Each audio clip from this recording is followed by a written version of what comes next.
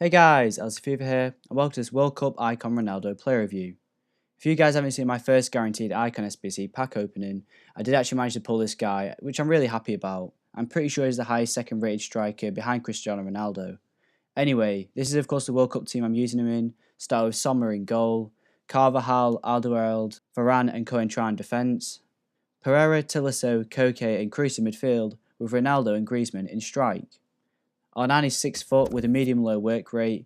He's right-footed, but he does have a 5-star weak foot and 5-star skill moves.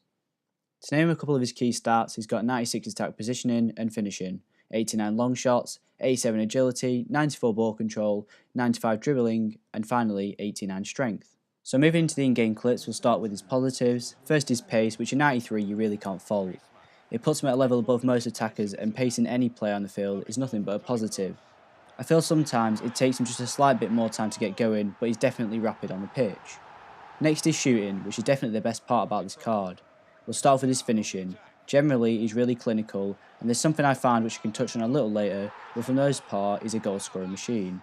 If you couldn't tell this from my goal to game ratio at the beginning of the video, for me he scores multiple times a game, and admittedly, I'm not the best at this World Cup game mode. It's taken me a little bit of time to get used to it, so R9 is someone who can carry me through games.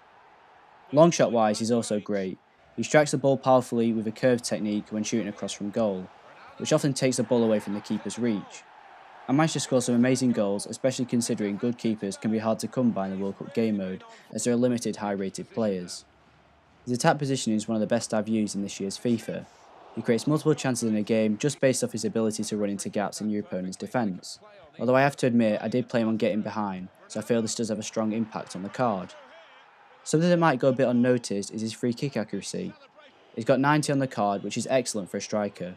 I wouldn't be surprised if he's your number one best free kick taker in the game mode, so you wouldn't have to worry about your midfielders having a high free kick accuracy because Ronaldo has good enough stats in every category to be your number one choice. Volley wise, I haven't really got much chance to use them, but when he does, they are great. Most players are better from shooting from volleys, as they seem to generate a lot more power than regular shots, and R9 is no different this year. Whilst we're still on shooting, I'll talk about his 5-star weak foot. His left foot is just as good as his right, which seems strange to say because most of the time, even players with 5 stars, you can still see the difference with their stronger and weaker foot. But he can finesse, low driven, and just shoot past the goalkeeper with ease, making him one of the deadliest finishers on the game because you can shoot from any position inside the box. His passing was also great for a striker, especially for 1-2s, and it's a vital part of starting attacking this year's FIFA. His long passing is on the better side as far as strikers go. It isn't perfect, but at the end of the day, it's good enough considering the player that he is, especially when you compare it against other strikers of a similar stature. His dribbling, all in all, is great. When you aren't sprinting, he keeps the ball close to his feet, and he can be hard to dispossess. His first touch from passes or crosses always brings the ball down controlled, and you can tell he's an elite player during a match. Tying into this is skill moves, which I'm not one for using, but Ronaldo has one of the best ball controls from skill moves that I've seen. He can perform all types of skill moves and come out with a controlled ball, beating your opponent more often than not. Next is jumping, which combined with his height makes him challenging for defenders in the air. From goal kicks and from crosses, he wins his fair share, so overall this is a positive.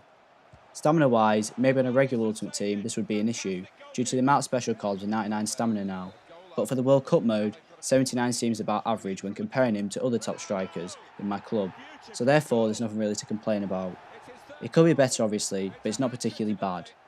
Now on to some of the negatives, starting with a bit of an issue for me, which was the composure in front of goal.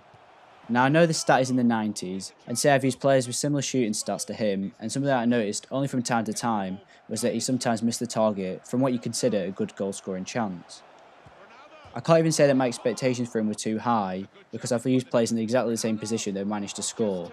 Like I said earlier, he does get multiple chances to score in a game, so I'm confident in saying that if he misses one, he'll score one later. Another thing I noticed is his heading accuracy, which seemed a bit hit and miss both from passes and shots. Shooting wise, I noticed that he could struggle to keep it on target, or when he does, it can be quite central. I'm not one for crossing much though, so maybe people who do this more might have better luck than me. The next thing again, which only happened occasionally but I noticed, was his touch while in full sprint. This could sometimes make him easy to dispossess, as he seems to have quite a big touch on the ball when in full sprint speed, and with someone with high dribbling and pace you might want to just run at your opponent, so this is something to consider. The final negative is his strength on the ball. Now I'm not going to put this down to his actual strength, as it's more like his balance that's at fault here. Even this stat at 81, which for someone with such high strength is actually really good, because most players with high strength have quite low balance, which is sort of what counteracts them really. Maybe that's something to do with his aggression being 58, but I've seen him a couple of times just completely drop to the floor in simple tackling situations. I have no idea really why it happens, but it's still a negative nevertheless. So overall, I'm going to give R9 Ronaldo a 9.5 out of 10. He does have a few negatives which let him down, but all in all, there's no debate that he's one of the best attackers in the game, and he can definitely carry your team to a World Cup victory. Thanks for watching. If you enjoyed the video, please leave a like and don't forget to subscribe. And to request any future content, please leave a comment in the comment section below and I'll be sure to reply.